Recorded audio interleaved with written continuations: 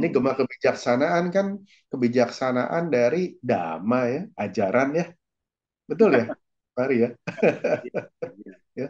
Bahwa dhamma adalah sesuatu ajaran yang universal, terbuka, bebas untuk siapapun juga.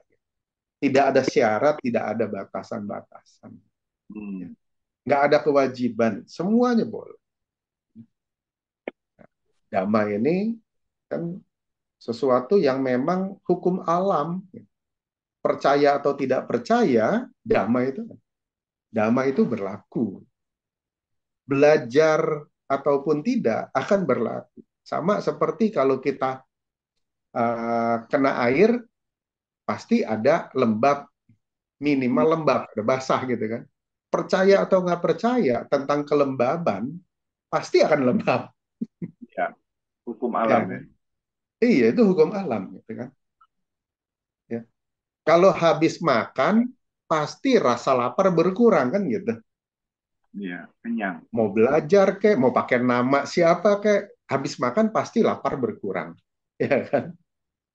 Nah, dhamma juga seperti itu. Nah, ini ada kalau kita kutip ya, bahasa Palinya, Wayodama Sangkara, Sabe Sangkara Anicca, apa Madena Sampadeta. Nah, ini bagus sekali nih ya, buat kita sama-sama renungkan bahwa semua bentuk yang terkena kelahiran itu tidak kekal.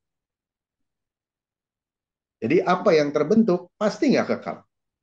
Maka Hmm. itu, juanglah dengan sungguh-sungguh sampai tercapainya tujuan. Jadi Hmm. kalau belum mencapai tujuan, jangan berhenti. Semangat, berjuang terus gitu ya. Sampai tercapai tujuan. Pasti akan berubah. Hmm. Gagal pasti akan berubah. Kalau kita berjuang, dengan tujuan berhasil, terus kejar. Gitu. Hmm. Satu karang yang begitu kerasnya, cuma kena air aja tuh, diusap-usap air, lama-lama juga rontok batu karangnya. Batu koral ditetesin terus ya akan tembus juga bolong. Ya, Oke. Padahal air katanya lembut ya. ya. Angin pun bisa membuat erosi cadas di tebing. Jadi Hmm. segala sesuatu yang terbentuk berubah pasti. Nah, kemudian apalagi nih ya? Ini nih. Tips suksesnya gimana dong? Kan tadi judulnya merubah ya, yang gagal supaya jadi berhasil. Menyikapinya yang tadi ya, sikapi dengan hal-hal yang positif, dengan growth mindset. Hmm. Sikapi bahwa dengan menyadari segala sesuatu akan berubah. Gagal, gagal bisa berubah. Gagal, kita gagal. Ya terima kenyataannya kalau sekarang gagal. Gitu. Kemudian robah. Dengan cara apa? Ini ya.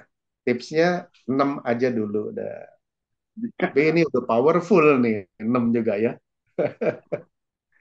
6 juga powerful. Jadi setelah kita bisa menerima, menyadari bahwa setiap manusia mungkin, sangat mungkin akan diterpa kegagalan. Nah, Hmm. begitu gagal menerpa kita, sadari bahwa sekarang sudah gagal. Terus apa lagi? Ini dia tipsnya. Di balik gagalnya, harus yakin bahwa Hmm. selalu ada jalan yang lebih baik lagi. Jadi nggak berhenti, kan growth mindset. Bahwa ada cara yang berbeda. Kemudian kita jangan diam di comfort zone, jangan membatu. Mari kita sama-sama terus beraktivitas. Tapi aktivitasnya nggak ngasal loh. Ya, Aktivitasnya nggak ngerumpi, nggak nyebar hoax gitu ya. ya.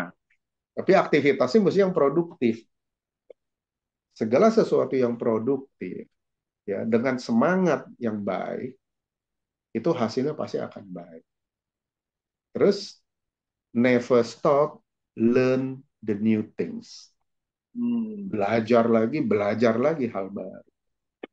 Dan Oke. yang menarik adalah pada saat kalau misalnya kita gagal, kita bisa petik bahwa kita udah belajar sesuatu yang baru tuh, ya. Gagal satu berarti nambah satu pengetahuan untuk tidak diulang, kan Hmm. gitu. Jadi jangan sedihnya, jangan diratapi, tapi lesson learn yang dicermati, kan gitu ya. Ya. Nah, itu berarti kita belajar hal baru tuh dari kegagalan itu. Untuk tidak terjerembab lagi, kan. Nggak jatuh ke lubang yang sama. Hmm. Yang ketiga, tipsnya apa? Kita mesti senang menerima tanggung jawab baru. Dan berani. Jadi kalau misalnya ditawarin, sering ya, hari ya, itu Ya. klien tuh, si Hmm. ownernya suka bilang, aduh Pak Herman, ini saya bingung sama karyawan saya nih ya. Mau Hmm. dikasih jabatan baru, tapi dia bilang, enggak, ada kasih yang lain aja. Aneh Nggak gitu ya. berani terima tanggung jawab baru. Hmm. Itu sering tuh sales supervisor diangkat jadi manajer, nggak mau. Hmm. Atau yang adanya di frontliner diangkat jadi manajer, jadi si sales rep atau si pramuniaga ya. Ah. Kenapa? Karena dia bilang enak sekarang katanya nggak usah mikul tanggung jawab, terus dapat komisinya gede katanya gitu. Mereka Ya. nggak mau terima tanggung jawab baru. Nah, kalau kita mau maju, mau sukses, mesti senang dan berani terima tanggung jawab baru. Hmm. Malah sering kali kalau itu boleh tuh minta tuh, bos kasih saya yang baru jawab tanggung jawab gitu. Iya. Betul. Yang keempat, nerima kegagalan dengan penyesalan. Harus nyesel loh kalau gagal. Jangan happy-happy kalau gagal ya. Salah juga tuh, mabok tuh. Udah Kejar ya. gagal kok seneng-seneng gitu ya. Gagal terus ntar deh ya. Jadi hobi lagi buat gagal. Hmm. Jadi gagal mesti disesali bahwa waktu itu pasti kita tidak tidak put semaksimal mungkin effortnya. Hmm. Kita mesti sesali karena kenapa nyesali? Karena udah nggak bisa diulang kan, udah gagal. Tapi penyesalannya ini ya mesti wajar, jangan Hmm. berlebihan. Kalau berlebihan nanti cari gedung itu lagi 911 tuh, udah nggak ada lagi buat lompat bungee jumping. Gitu. Jadi penyesalan yang wajar, jangan berlebihan karena nggak ada gunanya. Kalau penyesalannya berlebihan, stres, depresi, bunuh diri gitu ya. Atau kalau misal nggak bunuh diri, jadi hun-hun gitu ya. Ya. Ya, gitu. Nah, kemudian apalagi udah penyesalan wajar, terima kegagalan itu terus mempelajari. Ini yang paling penting. Lesson learn tadi kan saya bilang. Pelajari sebab gagalnya apa. Ini dia.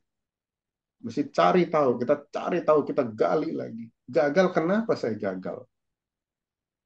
Kalau Hmm. apakah karena salah kita, atau ada kondisi di luar, faktor eksternal yang Ya. uncontrollable, ya. Ataukah karena adanya partner pihak lain, ada karena anak buah, atau karena atasan mungkin yang kurang support, atau lingkungan yang kurang support. Jadi sebab gagalnya kita cari tahu. Nah, itu adalah the new learns, ya, lesson learn itu. Kemudian belum stop loh, ini koma nih ya. Mesti bangkit, melakukan dengan hal baru. Gitu. Hmm. Gagal satu, tumbuh semangat baru 1.000 gitu ya. Cara baru yang 1.000. Bangkit lagi, ambil lagi kesempatan. Ya. Kadang dibilang, wah kesempatan nggak datang 2 kali. Iya. Kalau nggak datang 2 kali, kita cari. Nggak ketemu, kita bikin gitu ya. Kesempatannya. Ya, saya selalu ingatkan diri, ya, we make our own destiny. Ya. Jadi apa? Destiny atau nasib kita itu kita yang bikin. Jangan biarin orang lain yang bikin nasib kita. Nah, kemudian ini ya, jangan sampai larut dalam kegagalan tanpa ujung, Hmm.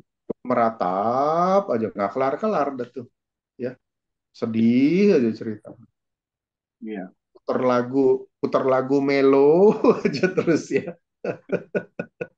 emoticon nangis, ya udah stop lah gitu, ya seperti itu ya. Terus yang keenam, nah ini kita dalam makhluk sosial, kan kita hidup nggak sendiri, ya. Jadi pasti ada orang lain di sekitar kita. Apalagi kalau kita udah jadi pimpinan, kan pasti punya anak buah segala macam ya. Setiap orang pasti ada salahnya, pasti melakukan kesalahan. Nah, Hmm. kita mesti bisa memupuk rasa toleransi juga, memahami kekurangan orang lain. Pasti Hmm. ada kurangnya setiap orang. Kita aja juga banyak kurangnya. Ya. Iya. Betul. Nah, kita mesti bisa memahami kesalahan yang dilakukan orang lain. Tapi ada catatan di sini nih, mesti secara dewasa. Ya, ini Hmm. secara dewasa memahaminya. Iya. Ya, jangan sampai jadinya kita dimanfaatkan orang lain yang punya niat kurang baik. Hmm. Atau kitanya nggak mau, kita marah-marah berlebihan, nah nanti jadi stroke juga tuh ya. Nah, itu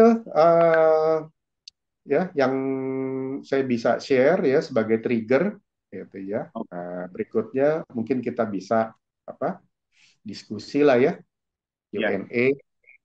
Oh, Ini kalau misalnya mau apa catat ya silakan di foto ya, kita tetap di luar dari acara Gema Kebijaksanaan ini kita bisa tetap berhubungan ya, keep in touch. Nama lengkap saya Suherman Wijaya, pakai ejaan lama. Ya. iya. Semua akun sosmed saya persis nama lengkap saya. Iya. Jadi mudah Gitu. dicari ya.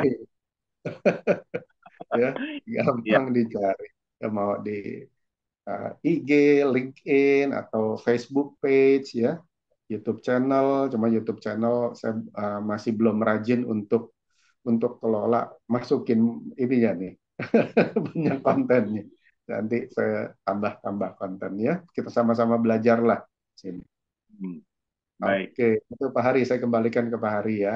Baik, terima kasih Mas Herman ya. Singkat, padat, semuanya lengkap rasanya ya.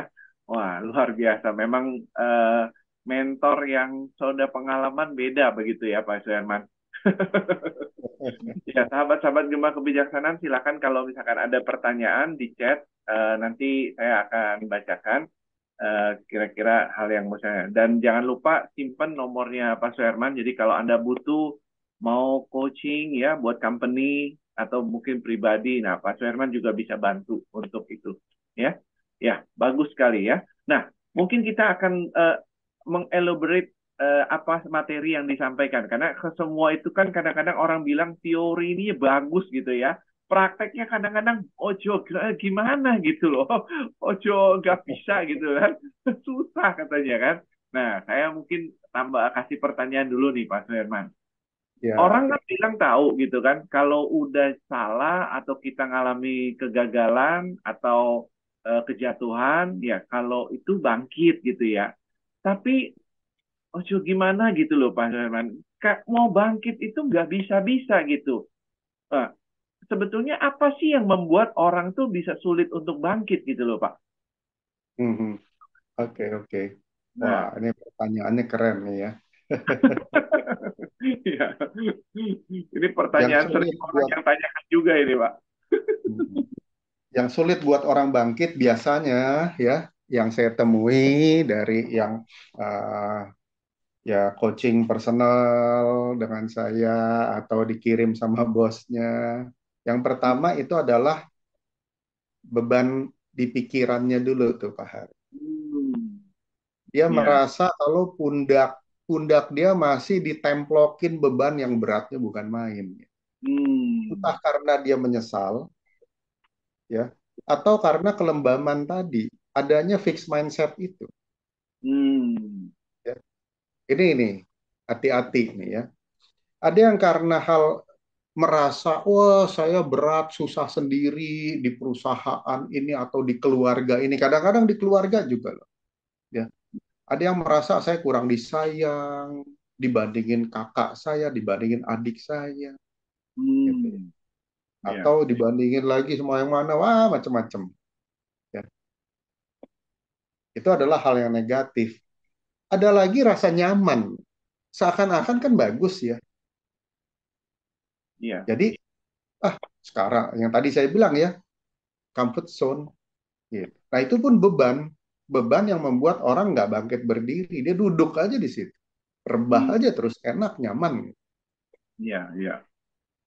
Itu sih ibaratnya saya sering pakai istilah gajah sirkus. Hmm, Tahu gajah sirkus ya? betul, betul. Iya, iya. Tahu, tahu, Pak Herman. Gajah sirkus yang waktu dari kecil dia dirantai kakinya, Ya, sehingga dia merasa dia nggak bisa bergerak lebih jauh dari radius panjang rantainya dia. iya. Tapi begitu rantainya dilepas, dia masih berasa belenggu di kaki masih ada. Hmm, Nah, itu permainan di pikiran, permainan di mental. hmm, Nah, biasanya saya kalau benahin orang seperti itu, ya buka dulu belenggu di dalam batin dan pikiran. Lepasin belenggu di kaki, lepasin belenggu di mindsetnya dia. hmm. Kemudian kita setrum, gitu ya, dikasih cambuk, gitu ya, disiram air es supaya Hmm. bangkit gitu. Nah, ya, biar biar langsung menyala gitu api semangatnya gitu ya. Iya, seperti itu. Ya, Ya. ya. Baru kemudian dikasih kesadaran ya. Jadi masing-masing mesti nyadari, hey, masih mau diem di sini atau mau hidup lebih baik lagi. Kalau Hmm, sekarang rasa nyaman, mau lebih nyaman lagi enggak? hmm, Kalau kamu nyaman, orang yang kamu sayang udah cukup bahagia belum? hmm. Nah, jadi ada beberapa trigger-trigger yang biasanya itu bisa kita pakai ya, seperti Ya, itu. oke, baik. Nah, ini menyambung ini.